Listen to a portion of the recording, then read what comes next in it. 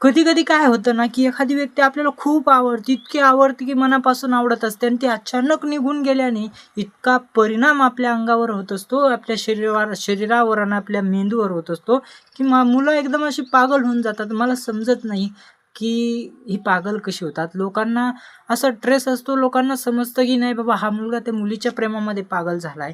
पण त्याच्यामागे एक कारण असतं, की तो मुलगा इतका प्रेम करतो, इतका प्रेम करतो, की मनापासून आणि त्याच्या प्रेमाचा हा अंत त्या मुलीने बघितलेला असतो. त्या मुलीने तिचा अंत बघण्यासाठी त्याला धोका दिलेला असतो किंवा बदलून जाऊन दुसऱ्या मुलासोबत लग्न केलेलं असतं. अशा अनेक घटना आपल्या समोर येतात.